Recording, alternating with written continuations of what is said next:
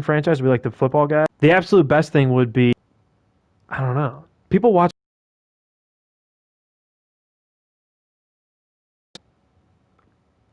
So I'm broadcasting. I think I'm broadcasting. Does it show anything about me broadcasting or anything like that? I don't know if I can invite you. Literally 61 seconds. So it's not been mute.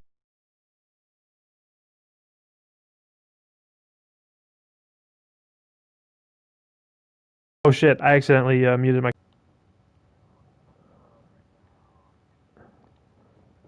Because I think before it did, because I remember like Buzz was watching one of them one time. I got to play the Knicks. The Knicks are pretty bad. I'm about to beat the shit out of sense.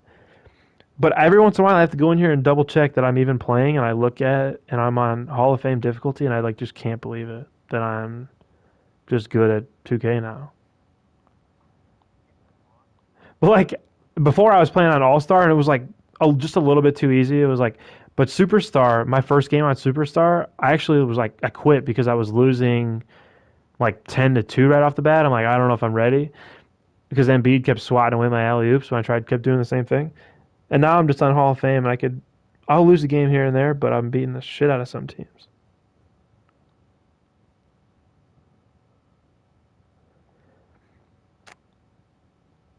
Uh, but there's a lot of like, there's individual player training. You can pick someone to mentor someone, and they can like potentially like learn those badges from each other, basically.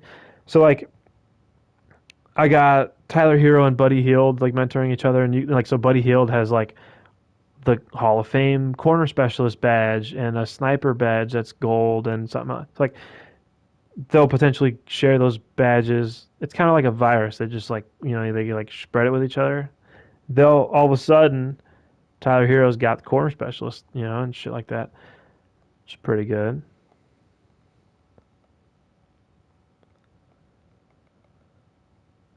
What are you playing? Just solo, man without a country. So just everybody's by themselves then. So then, damn. And when we're doing duos, I don't really know what do you like. You have like you can revive me, and that's like pretty much what it is. Like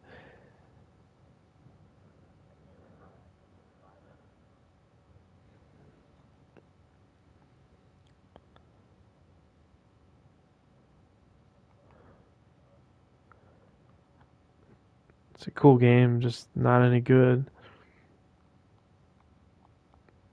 All right, I'm gonna start this game with the Knicks. Andre Drummond, Obi Toppin, Buddy Hield, Tyler Hero, and R.J. Hampton, a real rookie in real life, who bypassed.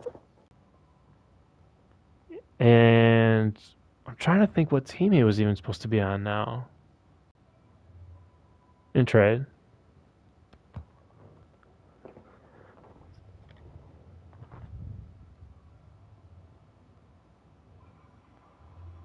And I really shouldn't, but gave up Colin Sexton and a first round pick for Tyler Hero. They're very similar, like players. Really, they do like almost the same thing.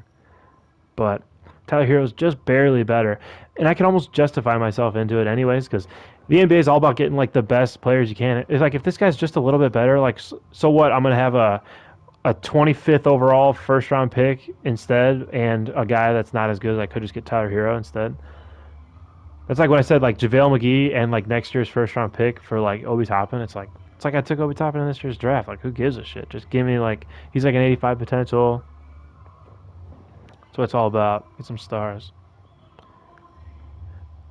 But none of my guys are stars. Like I don't have any like 90 or aboves. Drummond's maybe an 88.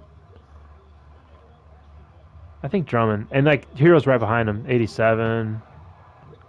And I think Hero's pretty much maxed out. I don't think he's young enough to have this game. Is no matter where you are, like in like the show, you can only access certain things from certain parts of like the game. Like this one, you can click somebody's player card from literally anywhere. Like you can go look at like the box score right now and pull up their player card, and their player card has 12 tabs of shit on it. It's very nice actually. So the show's got figured out. Tyler Hero's 22.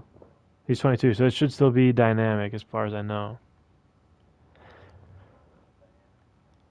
Up to 23, it could go up, it could go down. Your potential changes, and then at 23, it kind of becomes like branded as like here's what you are now.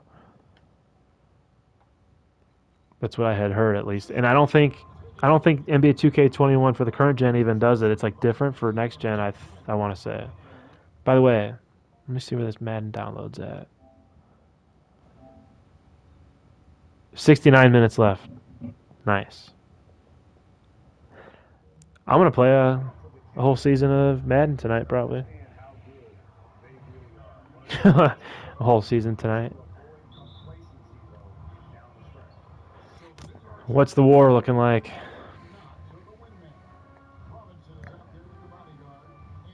That's pretty good. Yeah.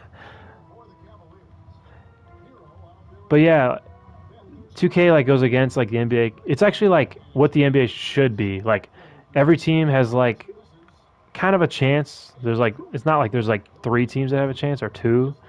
Like it seems like every team has like got their strengths and weaknesses. It's like more interesting than the real NBA maybe even. I'm like, well, like now, like I know that a lot of cool players from the 2020 draft class and the 2021 draft class because they're both in this league already.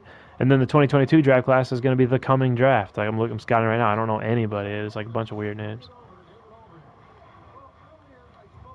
But Bronny Jr. should be in the 2023 draft class. So yeah, like like trade like everything you own for that first pick. Well, yeah, that's actually yeah, that's a good point. And then you can even condense them or something. But the thing is, like, basically the most impossible thing to do is the only thing to do is like try to get a 95 player or something like that. You know, like in this is what I'm saying. The first year of free agency, there's like three of them, or like maybe four. There's like so many good franchise players in this first free agency. LeBron, who's old, he's like 36 at the time, but Giannis is in there too. I think Kawhi was in there too. There was like RJ Barrett was in there, who's only like gonna be like an 80 overall, but he's a young guy that's supposed to be that good. There's like huge like max deals going out, and I think I tried. I ended up signing Drummond and somebody else. It said I signed RJ Barrett, I think, for like a huge deal. But once Drummond signed, I ran out of money. So you'd have to just risk it. And for me, for instance, to like not even offer Drummond on the first day and try to go for one of the max guys, and then they'll probably be there still because I don't think there's a huge market for Andre Drummond. But he takes like $23 million. So that after that, it's like, well, I don't have room for a max anymore. You know, it's like that's it.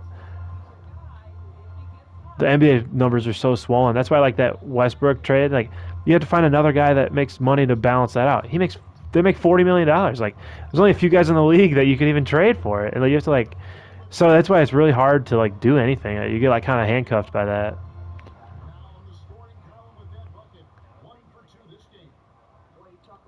Well, the Bucks are like not in a great situation, and you might lose your best player because what ends up happening is he may not be interested in signing an extension. So then if that happens, it before you true, yeah, true, and then but even if you were to start it today with him, there's a like Drummond for instance, he just said he wanted to test free agency, and it's like you don't even have the chance to offer him. Just it is what it is. So it's like there's some factors that probably go into that, but if they want to, are interested or not, but probably their happiness, which is somewhere on there. But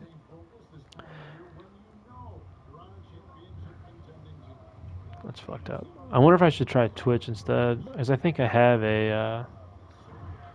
Let me try. Well, first of all, I got to take my contacts out, and then instead of YouTube, I'm just gonna. It said it wasn't like signed in or something. I'll just sign into. Let me see if I have the Twitch in my passwords.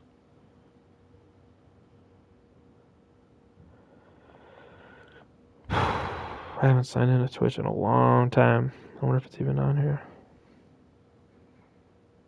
I believe it is.